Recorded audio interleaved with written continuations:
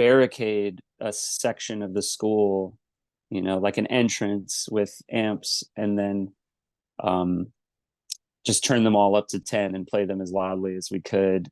Uh, and there was one time where we blocked the main entrance. Today, Planet Guitar is delighted to welcome Cory Hanson. Thanks for having me.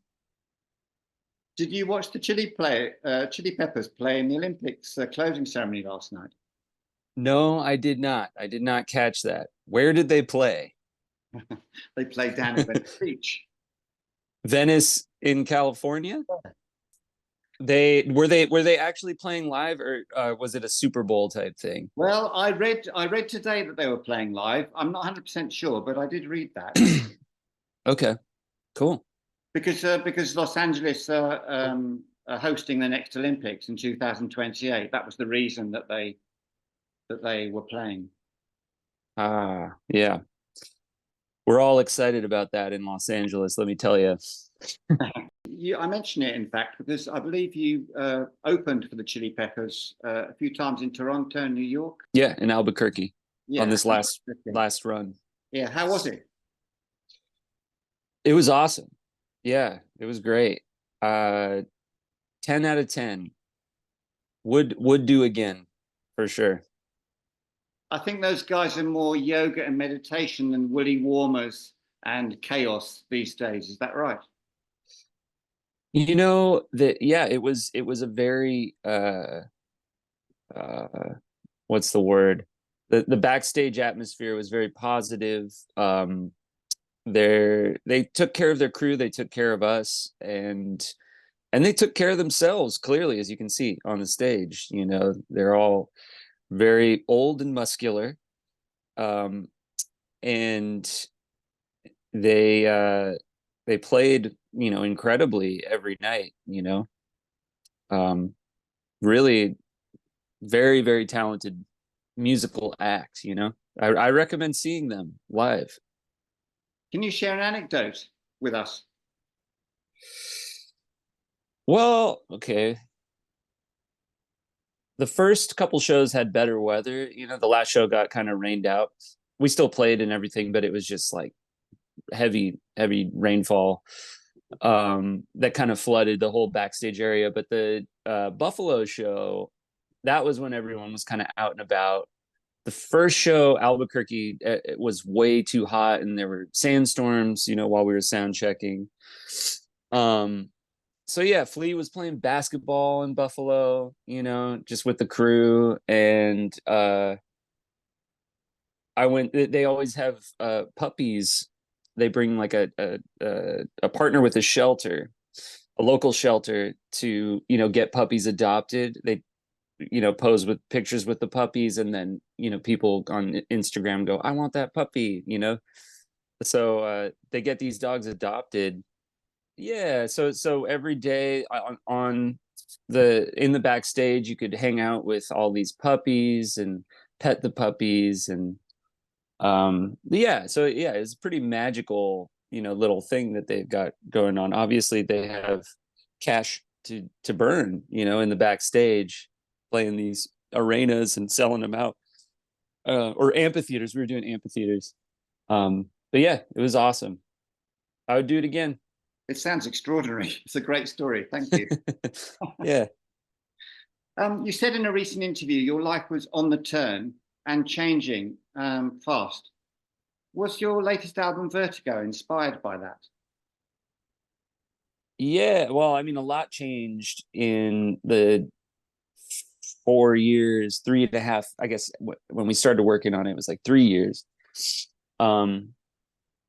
In 3 years, there was a pandemic, and that period of everybody's lives is like kind of 2 pages of a book that got stuck together. So we were all sort of on the other side of that. We had gone from being in our early 30s and like late 20s to all of a sudden all of us being in our mid 30s, which is like a big life shift. And being like, what the hell, what is happening? What is, it it took some time, for us to figure out how to play together again. And because we had lost, Sophia and Lee in the process of getting back together and working on these songs, we just basically said, let's just set up a session at our own studio, or at Robbie's studio, which he was a partner in. And so the clock was off the wall. We didn't have to pay. And it'll be loose. Like, we'll just set up mics. We don't have to, there's no pressure to do anything. This doesn't have to be anything. And whoever just shows up is going to, be a part of the record. And just kept it really loosely collaborative like that. And yeah, and it just turned out that Evan Burrows and Robbie Cody and I were the ones that were consistently showing up, and it was like, okay, this is where things are going. And Sophie and Lee kind of naturally were like, yeah, this seems like you guys are doing a good thing. We're gonna go do something else. Cool. But it was just the three of us working on music, for 12 hours a day, and just not really thinking about, not putting any like pressure on the process. And we were just freely improvising for hours, just doing, a lot of it is like very free, as in like, open, and like in the tradition of freely improvised music. And some of it was more like groove focused and like really simple rock and roll, like looping grooves. And we took those groovier parts, and then we're like, this could be the beginning of, this material could constitute like a record in itself. And so we took that stuff and then broke it into songs. And that's how we made the first, the first half of the process of working on this record was that process. The songwriting used to be led by you, and now I understand it's more democratic. How do you feel about that change? I think that it was a natural progression from the first few records, which were made very quickly. And I wrote almost entirely all that music myself. And I was feeling burned out from doing that. And I wanted a band. I didn't want to be like a solo artist at all. I wanted to have a band. And we were a band, me and Burrows and Lee. At a core, we're really sharing all of the labor that goes with, being in a band. And I felt like, well, this just doesn't make any sense unless I'm sharing the creative labor as well, because that's where royalties are, and that's also where the investment lies, really, when things become creative. And so we shared, we just started writing all together, and then Lee and Sophia joined, and and then Sophia and Robbie joined, and we became like a fully collaborative unit, and did the Plum record. And even then I was still bringing in songs. I was bringing in like the trap, and I'm sure there's some other ones, like more like of the singer songwriter, like acoustic songs. And then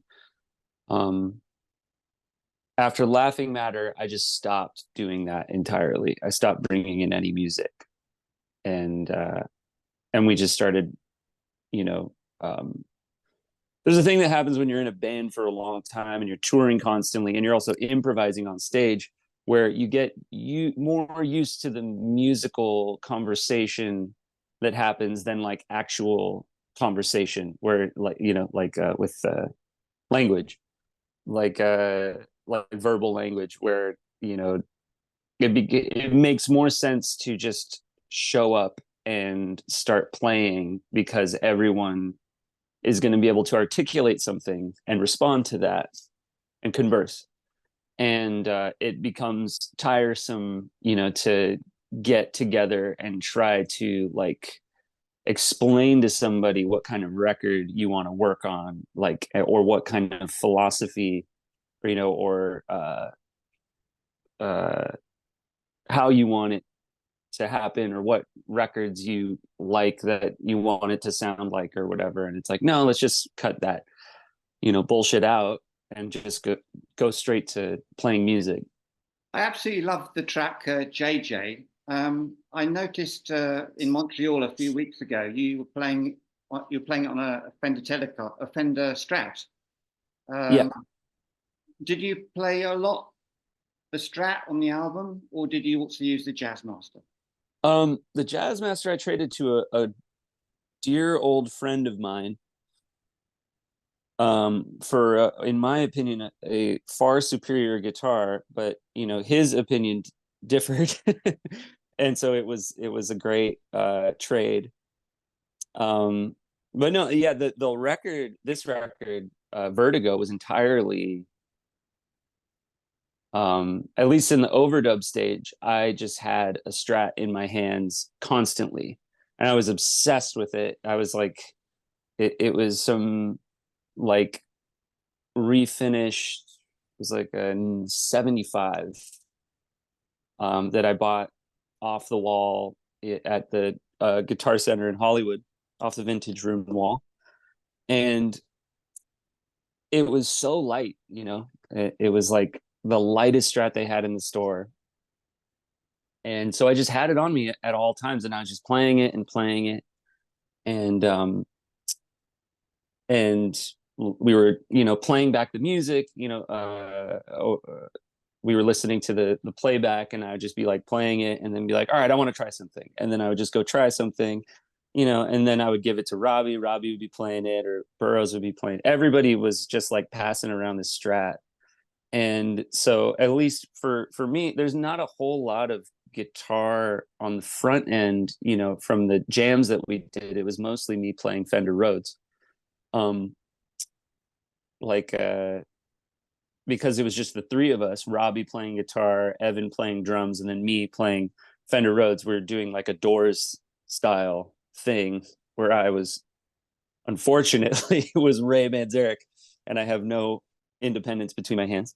But so in the back end though, if I was going to do a solo, it was gonna be on a Strat, on this Strat. And I just felt like it was more spiritually connected to the material, as like a guitar that I'm going to express something with on stage. I don't know if that makes sense, but there's just, guitars are all different. They have a sound. They have like a system, within the guitar. Like the tremolo system on a Strat is very specific to the Strat. There's no other guitars that have this floating tremolo that gives this kind of different acoustic sound to the guitar. And it also, makes it so that if you do a 2-string bend, then both strings bend, which is annoying. But so there's limitations, to the Strat and all guitars. I know this is a bit of an unfair question, but if you had to choose one other song that you enjoyed making creatively on the album, which one would you pick? I think, Mistletoe was a pretty. Mistletoe and High Time were both songs that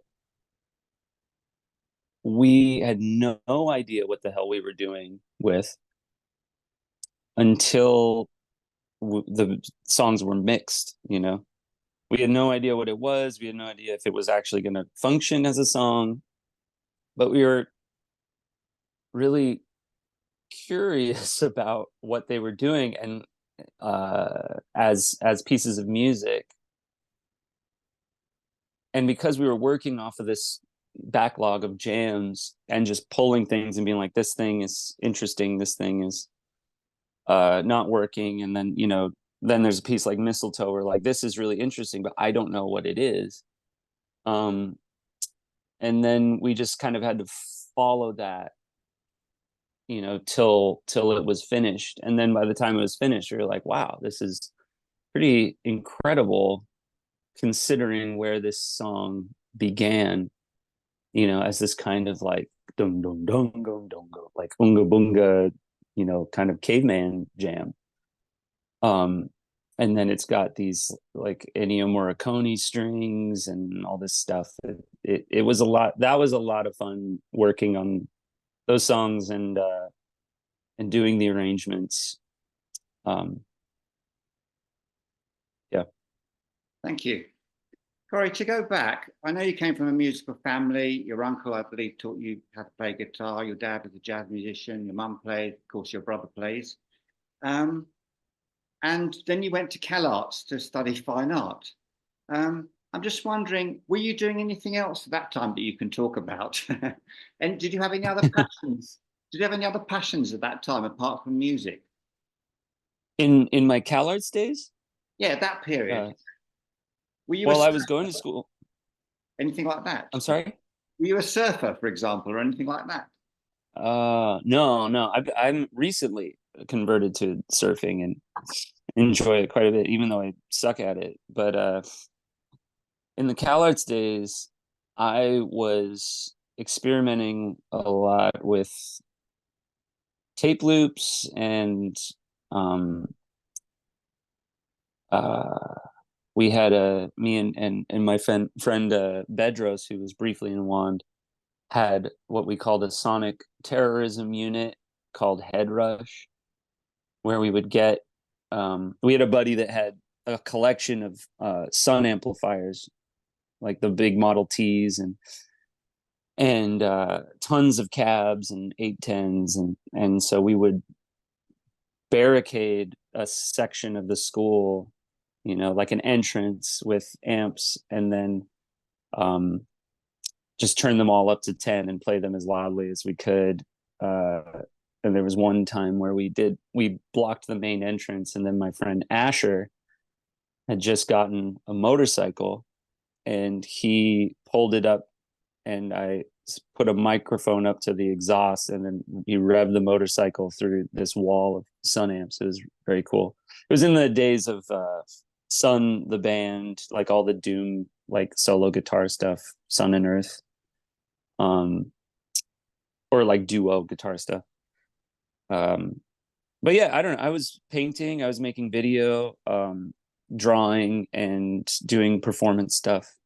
Like CalArts was very open, and was also the faculty and the culture within the school, as far as what they were teaching us, was very much pushing us away from institutional art making, and um, like as undergrads they wanted us to just be making things like little children, which was great in a way, to have that sense of like community no matter what you were creating. Wanda was formed 2 or 3 years after CalArts, and you've been through many lineup changes. I'm just wondering if you feel like you need those lineup changes to keep it fresh for you. I think the lineup changes I've always, because it's a democratic process, I've always allowed for them, and it's a prerequisite that the lineup changes the sound. You know, the people that are participating in the record impart something that's different than the people previous to that.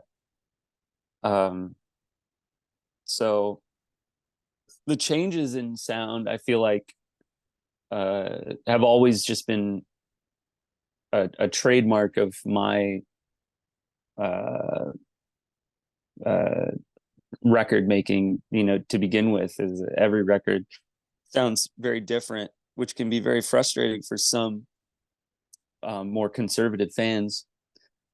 Um, Not to put them down as being conservative, but I feel like that's kind of what they're trying to do.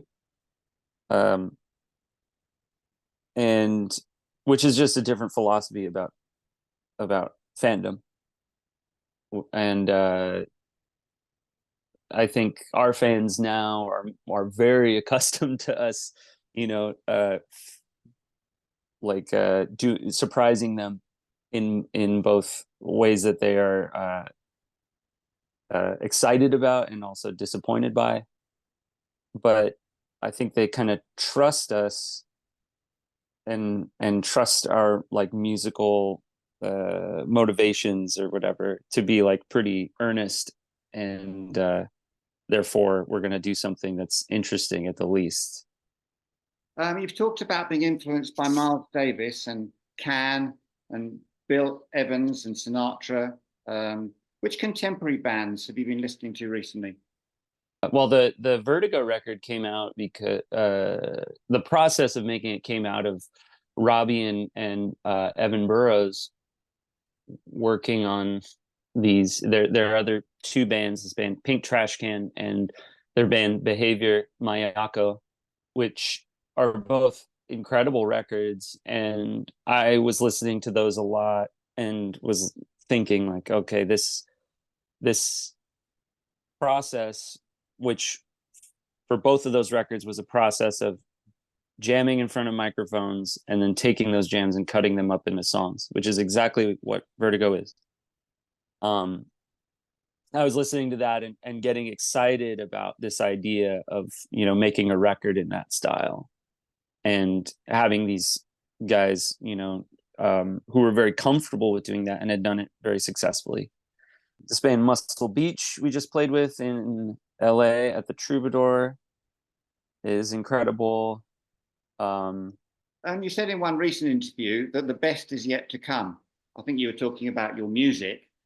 How do you judge your success? Harshly.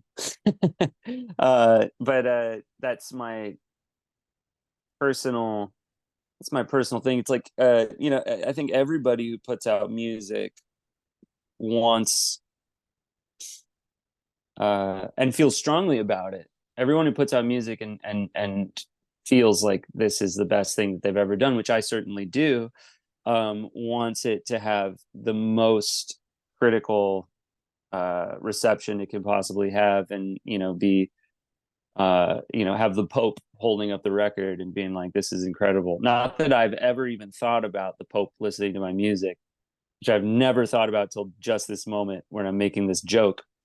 um but yeah, it's always that the initial process of putting out a record is always pretty rough, with the press and stuff. But then hearing back, you know, 6 months down the line from fans who have been listening, and they say they have personal anecdotes about listening to the record, or they say like, "Oh, this helped me through this really hard moment in my life," and those things matter more to me and mean a tremendous amount, you know, in terms of affirming what I do. Um, but yeah, success is a strange thing for us. It's always been, because of the way that we operate, we aren't really interfacing too much with the music industry, like the industry part of it. You know, there's not a lot of people who are looking at our band with, you know, and licking their lips and like got a fork and knife in their hand the way they are for Charlie XCX, you know, and or even King Gizzard and the Lizard Wizard, um, who are like a touring juggernaut now. And so we kind of, it's a blessing in a sense, because we get to do whatever we want and play whatever we want to play at the shows and write whatever songs we want to write. Our label doesn't come in and say, hey, can you uh, make this more commercially viable or whatever. I know that your last solo album, Western Come, was very well received. I'm just, of course, this year you're focusing on Wand, but do you have any idea what's to come after it? Yeah, I do. um, but it's a secret. Can you It's share my a little little? secret. A little bit. Yeah. Um, I mean, there's something going on. There's a few things. Few things. One thing is almost totally finished. Um, but yeah, you'll know. Everybody will know soon, very soon. You once said that touring helps your songwriting evolve. Do you still feel that's true? Absolutely, yeah.